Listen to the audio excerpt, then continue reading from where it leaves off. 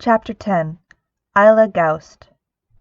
They weren't ready yet to go public with the cure for the soldiers, although Darius had begun testing it on the most extreme cases for those who needed it. He barely noticed a difference.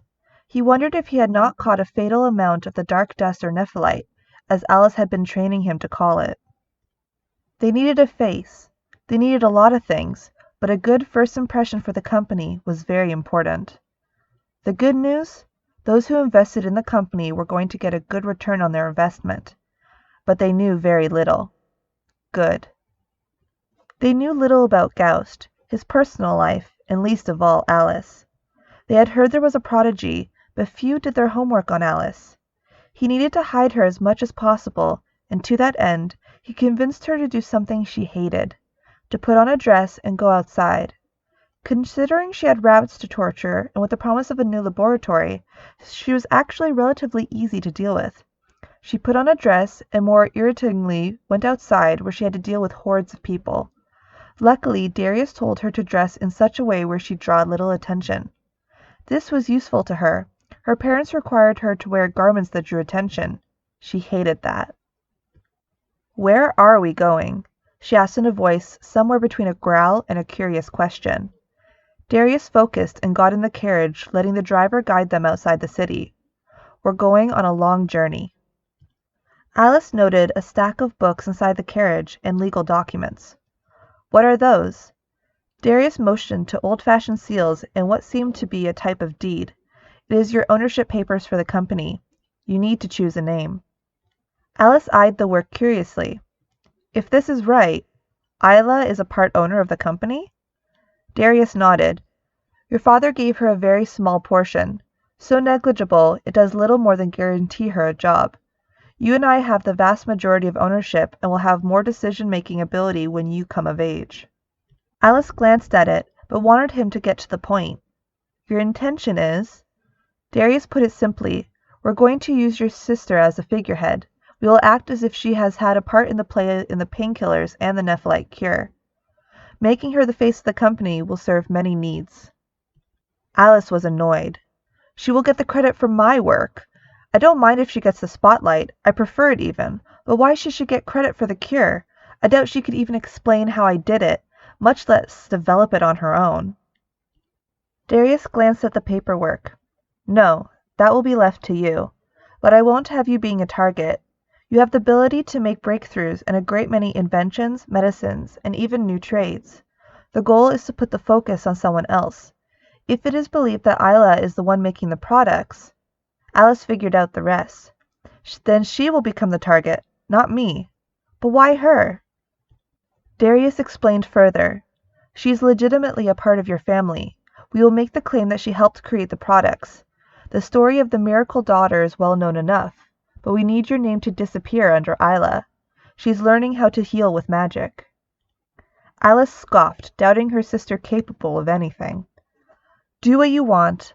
I can't say I'm entirely against the plan." She supposed the less attention on her the better. She wanted to torture, but she didn't want to be in danger. In truth, she didn't care about the company so much as the resources she'd have access to. And whether or not she cared to admit it, she wouldn't be able to control herself when it came to her affliction. She couldn't help herself with the pony. She could stay in control for only so long. Eventually, she'd make a mistake, possibly need to be bailed out, and the less known she was, the easier it would be to get out of the situation. Using Isla as a face relinquished no real amount of power. Darius was going to be running things for some years, whether she liked it or not. She wasn't of age. Further, she was a woman in a male-dominated society. Darius would be able to navigate political landmines and keep everything operating smoothly. She didn't doubt that. Who she doubted was Isla. They arrived after a long ride. Their destination was a countryside home. Probably elvish by its make, although who owned it now, no one could say. Humans occasionally bought elvish mansions in the country. Close by was an outpost or two of elven courts who spied on human nations. The place was sickening to Alice. Too much nature. Darius got out of the carriage and suggested Alice wait. No complaints there. She then took a good look at the paperwork, and luckily it was not too complicated.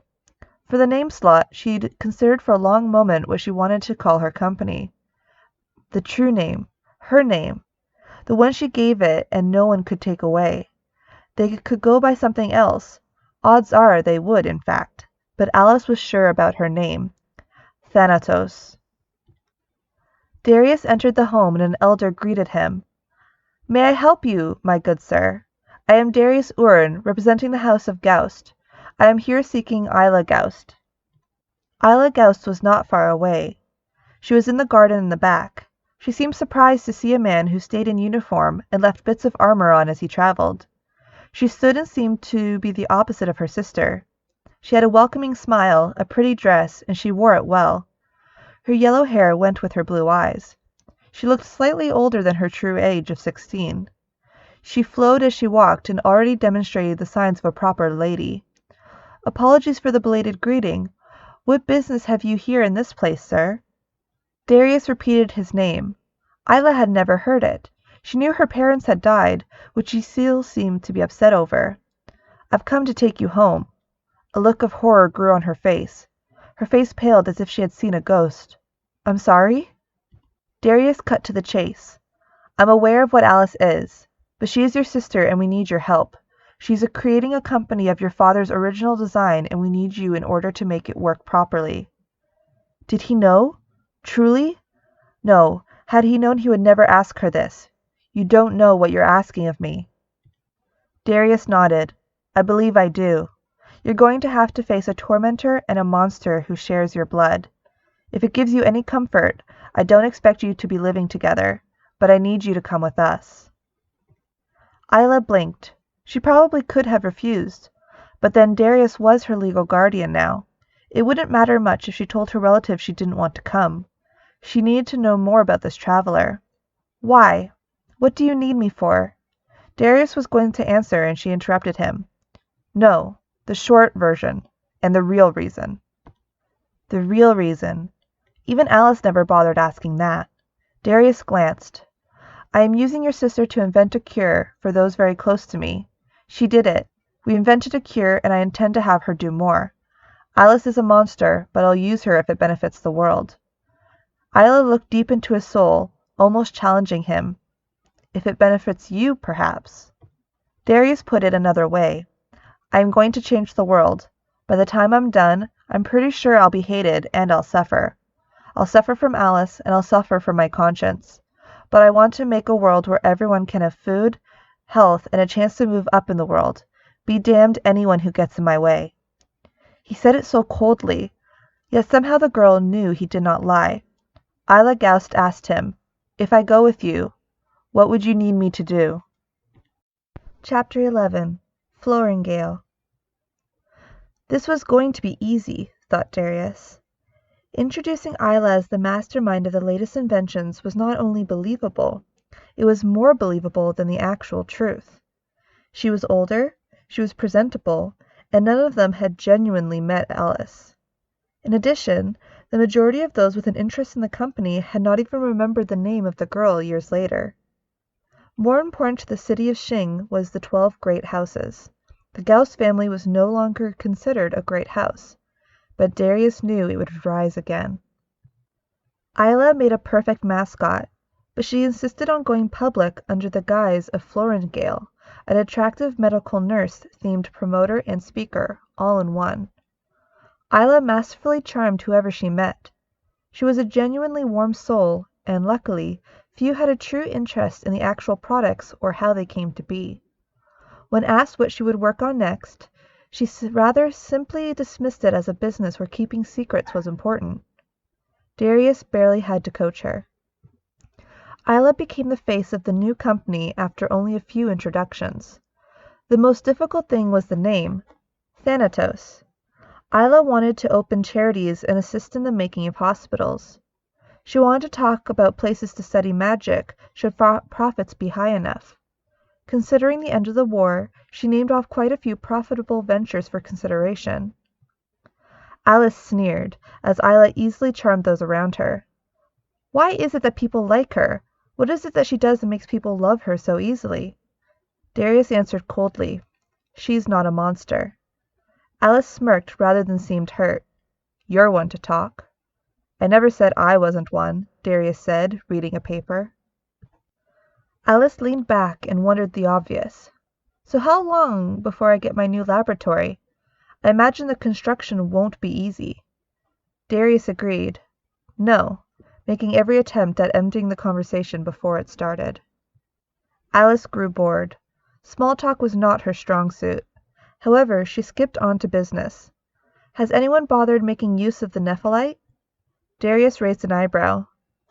"No one has had time. It repels magic, which makes it difficult to find uses. It's difficult to study, and it's toxic. Structurally, it's brittle, and I doubt very much it'll be made into something useful anytime soon." Alice felt her eyes narrow. Irritating how everyone else thought. "We have a cure, and you're still shaking in fear to use it. Bring as much nephelite as you can, as well as an assortment of metals. I'll see what it can be bonded to." Darius shot her a look. "That's dangerous." Alice knew and didn't care. As are most forms of innovation. "Will you bring me more?" Darius considered the potential and supposed that nephelite, if somehow made non-lethal and stable, could indeed be used for all sorts of purposes. Repelling magic would indeed be a boon. It could be used in armor, weapons, and defensive structures that required privacy. Magical scrying would be impossible. That wasn't all. The Gauss estate had almost exclusive rights to the fields of endless dark dust. It was seen as pollution, and rightly so. Very few would fight them for it. It wouldn't be hard to disguise the work as a cleanup. Darius answered, "It can be arranged, but I will need time. I need to gather some old contacts. We need allies. Lots of them." Fortunately, Darius had plenty of allies. It was time to call his unit and commence the human testing phase of the iron sand cure. Nephelite was not going to kill his men. He hoped he had not wasted too much time getting affairs in order. It was time for their suffering to end. Chapter 12. Lorndrum's Fall. The town of Lorndrum had humble beginnings as a small lumber outpost, originally constructed for workers. The fast-growing and aged trees made for an important resource, particularly since most tree farms produced smaller planks. The wider went at a premium. The large profits meant the eventual move of more families and even more workers. Near a small river made it relatively easy to transport the wood by boat further downstream or, if necessary, to the ocean. Port cities had plenty of demand for ships, which made it easy for the town to grow quickly. 2 years ago, the warnings started. Dead animals began appearing on the edge of the forest. Some hung from branches or were left in a semicircle of dead animals. Strange masks and wood-carved messages. "Do not trespass." There used to be a family of druids who disappeared. All signs of their presence were gone. They had assisted in the protection of the forest, but they could not be found. As it was their living, the loggers did not stop. The trees would grow back, especially at the rate they did their work. The woodsmen had teams come behind them to plant new trees. Most loggers were encouraged to keep potted plants to plant to make way for a new generation of trees. Generally, new trees needed only water and very little care. A river next to the town allowed floating the logs downstream. Rivers worked as a sort of magical defense. Running water stopped some curse magic. But the warnings became greater and more disturbing. Nightmares plagued the town. Many awoke huffing and out of breath, and children clung to their parents from their horrible nightmares. A collection was taken up to hire a small gathering of druids who might be able to deal with the situation. The druids arrived too late. 2 weeks after the request was sent out, a small gathering of druids arrived to assess the situation. They found the town full of cries, wailing, and masked creatures attacking. Animals with strange branch-like masks dragged sleeping children deep into the woods. The woodsmen fared no better. None attempted to protect their kin. They were in strange trances. Rats and small bats chewed on their bodies. The loggers did not move or show signs of pain. They were in a deep, dreamless sleep as they stood motionless with axes in hand. Trees came alive in the form of ents. Their insides were hollow in the form of a barren cage. "Wickermen!" One of the druids recognized them. It gathered a harvest of men. The Ents had strong arms and legs as thick as a tree. They moved slowly and gripped men and crushed their ribs as they awkwardly tossed the men inside their chest cavity. When an Ent was filled with an uncomfortable number of men, the wood closed up like roots, growing from top to bottom. Some loggers were able to break the strange trance they were in. They ran for their lives while hacking at the monsters, trying to take women and children with them. Some met success, as a great masked bear and unnaturally large black cat appeared on the outskirts. The men begged the children to run. Some obeyed, some froze in fear. Swarms of rats entered homes looking for signs of survivors or stragglers. The Druids could not stand still, although it was not their job. They had to do something. They entered the fray. Some took the form of animals. Some of their eyes took on a moonlight glow. Some touched the sleep-stated men and women and broke their trances. The ones of moonlight eyes launched bolts of moonfire, which burned white and damaged no tree.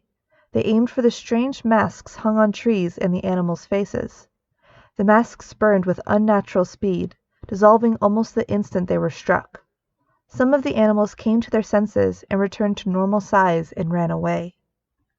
The Druids charged the largest of the enemy, shadowed familiars beastkin, while protecting the woodsmen as best they could. The Druids were outmatched by size, stamina, and speed. The bear radiated shadow from its body and eyes. The cat was a cat in form only. It was something of a death shadow. It waited until their guards were down, and then it would strike and pounce.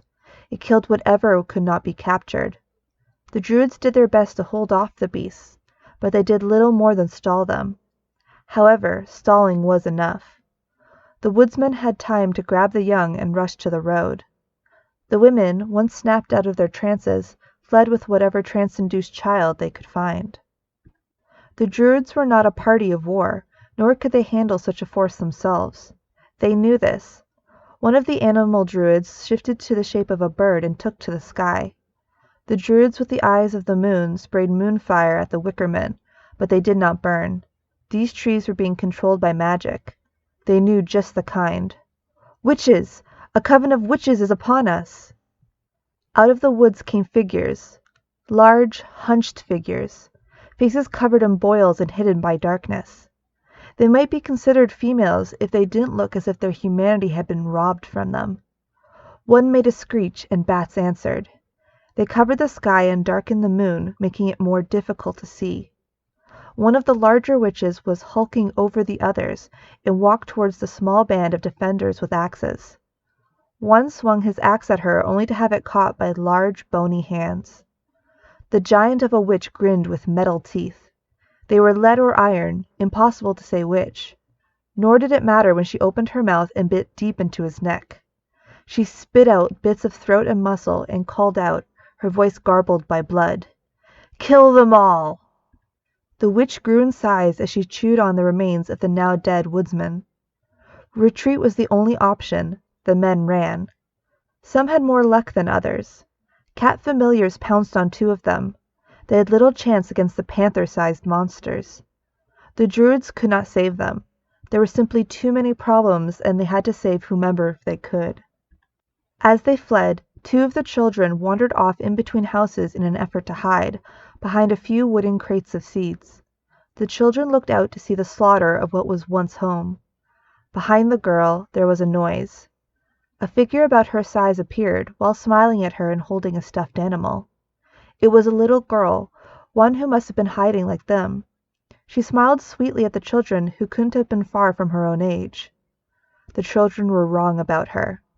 "You'll do." A scream rang out, then more screaming throughout the town. The Druids fled however they could. They were no match for a coven. This was beyond their skills. They needed help. The city of Shing needed to be informed. Some Druids took flight, and others made their way through the woods.